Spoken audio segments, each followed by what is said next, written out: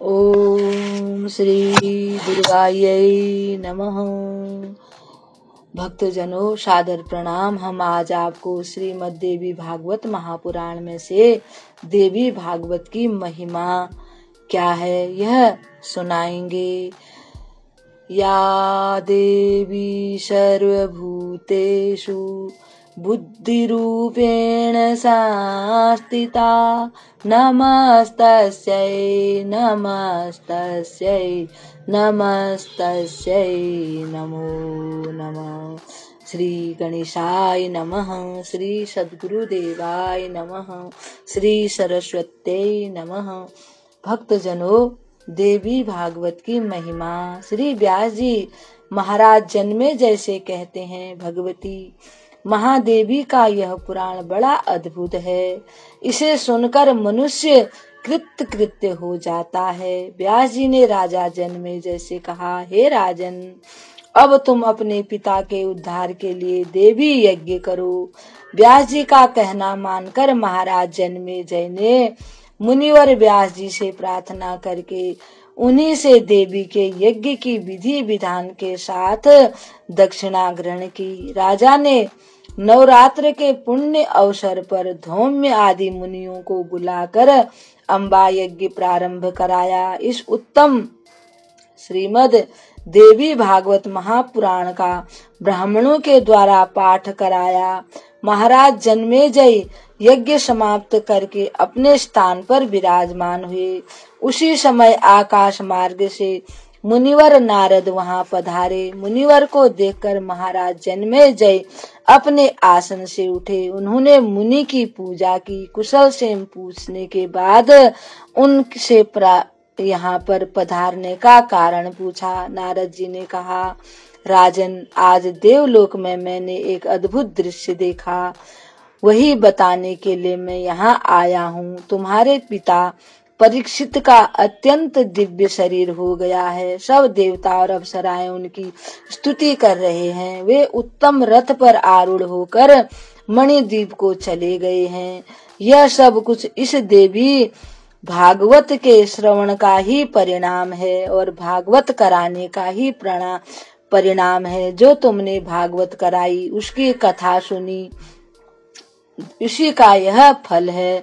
तुमने अपने पिताश्री का उद्धार किया है। इससे आज देवलोक में तुम्हारी कीर्ति फैल रही है। सूत जी कहते हैं, ऋषियों, नारद जी की यह बात सुनकर महाराज जन्मेजय का हृदय प्रेम से विह्वल हो गया। वे अत्यधिक प्रसन्न हो गए। वे वेद व्यास जी के चरणों में गिर पड़े। व्यास जी ने उनको आशीर्वाद प्रदान किया और वे राजा से बोले, तुम सब कुछ त्याग कर भगवती के चरण कमलों की उपासना करो। सावधानी से श्रीमद् देवी भागवत का पाठ करना, यह तुम्हारा नित्य का काम होना चाहिए। इसका पाठ करने से पुरुष को वेद पाठ करने का फल प्राप्त होता है। हे राजन, यह बड़ा ही पुण्यवान है। इसका जो फल है वह साधारण नहीं है। इसके समान पुण्य और कुछ नहीं है। विद्वानों को चाहिए कि वे इसी कारण भगवती की पूजा करें, माता की कथा सुने। इस प्रकार महाराज जन्मेजय को कहकर मुनिवर व्यास जी अपने स्थान को चले गए। इसके बाद धौम्य आदि ऋषिगण भी अपने अपने स्थानों को चले गए। उन ऋषियों के मुख से श्रीमद् देवी भागवत की प्रशंसा की बातें होती रहीं। इसके बाद राजा जन्मेजय मन ही मन प्रसन्न होकर पृथ्वी का शासन करने लगे। वे लगातार श्रीमद् देवी भागवत का ही अध्ययन करते और सुनते थे। सूत जी कहते हैं, ऋषियों, यह पुराण वेद के सिद्धांत का पोषक है। वह वृक्ष के पत्र पर शयन करने वाले श्री विष्णु के प्रति देवी ने इसका उपदेश दिया था। इसके बाद वेद व्यास जी ने सुखदेव को पढ़ाने के लिए इसके सारांश को एकत्र करके 18,000 श्लोकों में इसकी रचना की। इसे 12 स्कंदों में सजाया। उन्होंने इसका नाम श्रीमद् देवी भागवत पुराण रखा।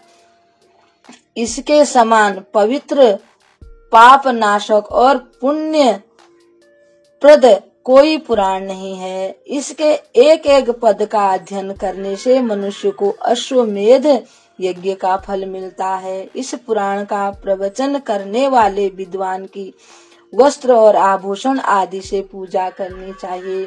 स्वयं अपने हाथ से इसे लिखकर या किसी विद्वान से लिखवाकर इसे भाद्रपद की पूर्णिमा के पुण्य अवसर पर स्वर्णमय सिंहासन के साथ पुराण वेत्ता विद्वान को दान कर देना चाहिए। कथा के संपन्न होने पर ब्राह्मणों को भोजन कराना चाहिए। सुहागिनी स्त्रियों को, बटुक ब्राह्मणों को एवं कन्याओं को भी भोजन कराना चाहिए। उन सब में देवी की भावना रखकर वस्त्र और आभूषण से उनकी पूजा करनी चाहिए। जो व्यक्ति देवी भागवत का नित्य श्रवण करता है उसके लिए कहीं भी कुछ भी दुर्लभ नहीं है। इस पुराण के श्रवण के प्रभाव से जिसके घर में पुत्र नहीं उसे पुत्र मिलता है, निर्धन को धन मिलता है और जो रोगी है उसका रोग दूर हो जाता है। विद्यार्थी को विद्या मिल जाती है। जिसके घर में भली भांति सुपूजित होकर यह पुराण रहता है उस घर में लक्ष्मी और सरस्वती का निवास रहता है। बेताल, डाकिनी और राक्षस आदि की दृष्टि से उस घर से दूर रहती है।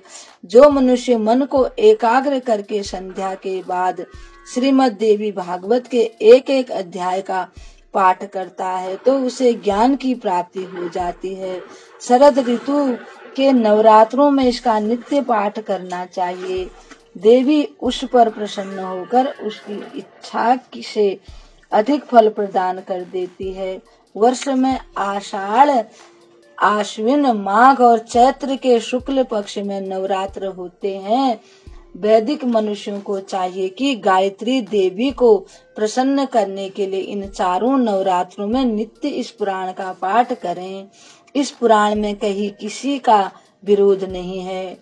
इसमें सबकी उपासना का वर्णन आया है क्योंकि भगवती जगदम्बा शक्ति रूप से सबके अंदर विराजमान रहती हैं।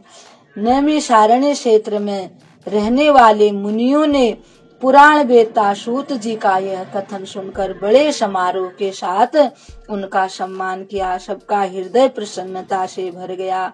इसके बाद भगवती जगदम्बा के चरण कमलों में भोरे की तरह सदैव निवास करने वाले सूत जी वहां से प्रस्थान कर दिए और वे लोग सब जय जयकार करने लगे। श्रीमद् देवी भागवत संपूर्ण हो गया। भक्तजनों, सर्वमंगल मंगल्ये शिवे सर्वार्थ साधिके शरण्ये त्र्यंबके गौरी नारायणी नमोस्तुते, नारायणी नमोस्तुते।